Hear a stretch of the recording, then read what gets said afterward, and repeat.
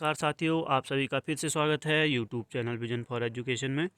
आज आप लोगों के लिए उत्तराखंड के एलटी कोर्ट केस जो रिवाइज रिजल्ट उसके संबंध में कुछ वीडियो रहेगी।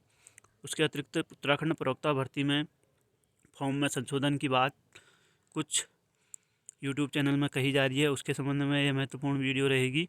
और जो प्राथमिक शिक्षकों के नियुक्ति पत्रों के बारे में इसमें चर्चा की जाएगी, जो काउंसलिंग के बाद की। तो सबसे पहले, अगर आप चैनल पे नए हैं तो चैनल को सब्सक्राइब करना ना भूलें, क्योंकि मैं आप लोगों के लिए शिक्षा जगत से संबंधित हर छोटी बड़ी खबर का सटीक विश्लेषण लाने का प्रयास करता हूं। ठीक है, तो सबसे पहले बात करते हैं एलटी के जो रिवाइज रिजल्ट की बात हो रही है।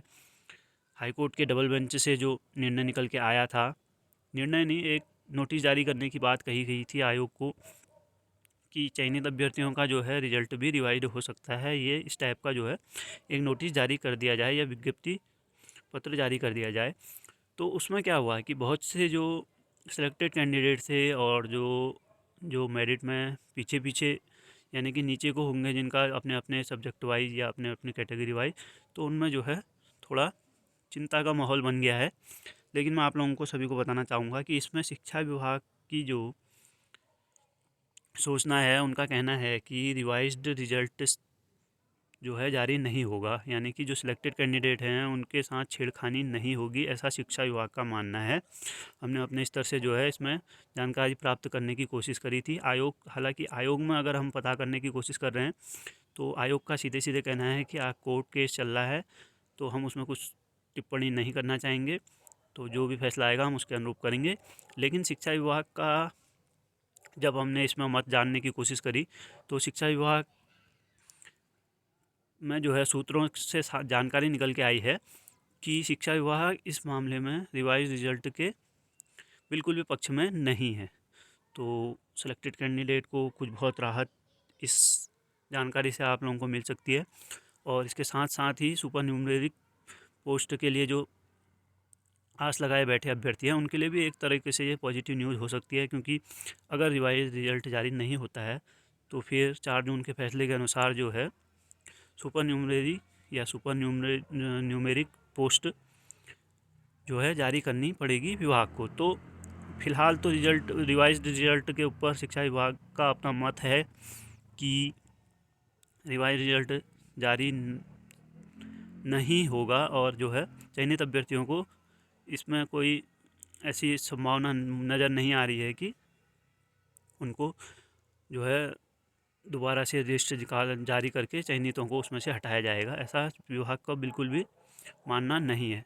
तो अब आप लोग समझ सकते हैं कि अब फैसले जो 18 फरवरी को, हालांकि अभी इसमें सुनवाई होनी है, तो उसमें अब आप लोग समझ सकते हैं कि लगभग 95% आप मान के चलो, 100% तो अभी भी मैं नहीं कहूँगा, लेकिन 95% अब रिवाइज रिजल्ट के ऊपर जो है आने की संभावना या फैसला उसके ऊपर आने की मुश्किल ही है। लेकिन सुपर न्यूमेरिक पोस्ट के लिए इससे संभावना और ज़्यादा बढ़ जाती है। ठीक है, तो ये तो रहा एलटी रिवाइज्ड रिजल्ट के बारे में आप लोगों की महत्वपूर्ण जानकारी।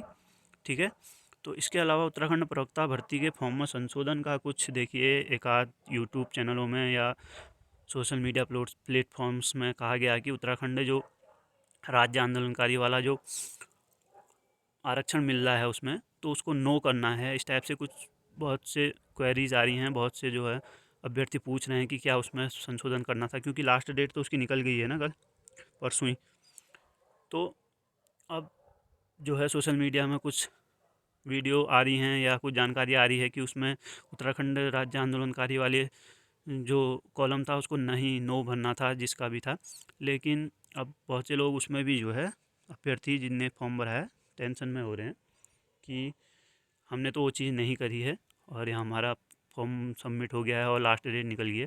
तो मैं आप सभी लोगों को बता दूं कि राज्य आंदोलनकारी कोटे जो है बाद में जुड़ा है इस फॉर्म में। उस समय पहली वाली जो आया था तो तब नहीं होगा, तो हमने उस समय नहीं भरा होगा, या जो भी कैंडिडेट थे। तो उसमें एक बात ये रहती है कि अगर पहले तो आप लोग ये मान लो कि जब आपने फॉर्म भरा था उस समय अगर वो ऑप्शन नहीं था हाँ या ना करने का, तो आप लोगों को उसमें भरने की ज़रूरत थी नहीं। और अभी जो दोबारा फॉर्म आए थे तो उसमें कहा गया था कि अगर पहले भरा गया है फॉर्म आपके द्वारा, तो दोबारा भरने की ज़रूरत नहीं है अगर कोई संशोधन नहीं करना है। तो देखिए, राज्य आंदोलनकारी जो लोग होंगे उन्होंने तो उसका फॉर्म संशोधन के बाद भरा ही होगा। जो नहीं होंगे तो उनको भरने की कोई आवश्यकता थी भी नहीं। ठीक है, तो यस नो का कोई मतलब ही नहीं बनता है उसमें। और दूसरा ये है कि अगर कोई कॉलम में हम यस और नो में से कुछ भी नहीं भरते हैं तो उसको नो ही माना जाता है। अगर आप उस तरीके से सोचें तो तब भी उसमें यस या नो भरने की कोई ज़रूरत नहीं थी, क्योंकि नो कुछ नहीं भरा तो वो नो ही माना जाएगा। इसके अतिरिक्त भी अभी भी अगर बहुत से लोग जो है बार बार पूछ रहे हैं इतनी जानकारी होने के बावजूद भी, तो उनके लिए मैं कहूँगा कि देखिए, अभी अगले महीने जो है फरवरी के स्टार्टिंग में 8-10 फरवरी के आसपास जो है इसमें करेक्शन विंडो का नोटिफिकेशन आ जाएगा आप लोगों के लिए, प्रवक्ता भर्ती के लिए। ठीक है, लेक्चरर भर्ती उत्तराखंड के लिए। तो उसमें आप लोग अगर चाहें तो वहाँ जो है करेक्शन कर लेना। अगर जिसको फिर भी जो है संतुष्टि नहीं मिल रही है उत्तराखंड राज्य आंदोलनकारी में नो नहीं लिखा करके, तो ये कोई इतना बड़ा इशू नहीं है जितना बना दिया गया है। तो इसमें टेंशन लेने की बात नहीं है। बार बार देखिए, सोशल मीडिया प्लेटफॉर्म में तो बहुत सी जानकारियाँ आती हैं। आप लोगों ने अपने विवेक से भी काम लेना है। आप सभी जानते हैं कि आप राज्य आंदोलनकारी होते तो ज़रूर उसमें संशोधन में अपना फॉर्म भरते, नहीं हैं तो फिर उसमें कोई करेक्शन करने की कोई आवश्यकता नहीं है। ठीक है, और इसके अतिरिक्त अगर हम प्राथमिक शिक्षकों की नियुक्ति पत्र के बारे में बात करें तो सभी को जानकारी होगी कि 12 जनवरी को काउंसलिंग कराई गई और अभी तक जो है 8 दिन बाद भी मेरिट सूची में सूची जारी नहीं की है, ऐसी कुछ न्यूज़ निकल के आई है। 1670 पदों पर प्राथमिक शिक्षक भर्ती का मामला है ये, और इसमें बताया गया है 61,000 अभ्यर्थियों ने जो है आवेदन किया। तो ये 61,000 जो है कागज़ों में थे। अगर हम इसको वास्तविकता देखें तो 61,000 लोगों ने नहीं भरा था, जबकि 13 ज़िलों में आवेदन मांगे गए थे। तो सब जगह जो है सभी ज़िलों में लगभग हर अभ्यर्थी ने फॉर्म भर दिया था, इसलिए जो है इसको 61,000 कहा गया स्टार्टिंग में, लेकिन वास्तविकता में ये 6,100 के करीब अभ्यर्थी टोटल थे। ठीक है, तो इसमें क्या हो रहा है देखिए, प्रारंभिक शिक्षा अपर निदेशक पद्मेंद्र सकलानी जी का देखिए एक क्या कहा है उन्होंने, प्राथमिक शिक्षक भर्ती के लिए मेरिट तैयार की जा रही है। देहरादून, हरिद्वार व एक अन्य ज़िले, देखिए 3 ज़िलों की बात इन्होंने कही है कि वहाँ अभी लिस्ट तैयार नहीं हुई है और सारे ज़िलों में जो है तैयार हो गई है, ऐसा इनका कहना है। तो इनकी लिस्ट मिलते ही चयनित शिक्षकों को नियुक्ति पत्र जारी कर दिए जाएंगे, ऐसा कहना है जो है अपर निदेशक प्रारंभिक शिक्षा पद्मेंद्र सकलानी जी का।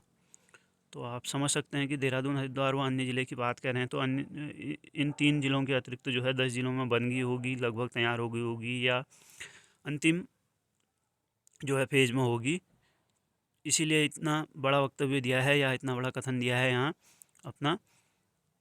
तो जल्दी ही अब जारी हो सकती है। और आप सभी लोग देखिए, इसमें भी कई लोग कह रहे हैं कि 61,000 अभ्यर्थी थे। 61,000 अभ्यर्थी नहीं थे, फिर से मैं आप लोगों को बता दूं, वो सभी ज़िलों से सभी ने भरा था, तो इसलिए जो है अलग अलग ज़िलों की जो है टोटल संख्या जोड़कर जो है 61,000 बनी थी।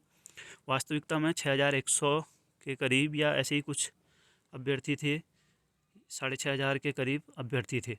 ठीक है, उनमें भी NIOS DLED वालों का या यूपी से DLED वालों का संशय है, तो आप इसको मान सकते हैं कि 4-4,500 अभ्यर्थियों के बीच में जो है फाइट होनी है 1670 पदों के लिए।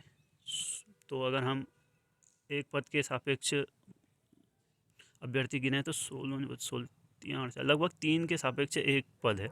3 लोगों में से किसी एक का ज़रूर नंबर आएगा, ऐसा आप अनुमान लगा सकते हैं औसत अगर हम देखें तो।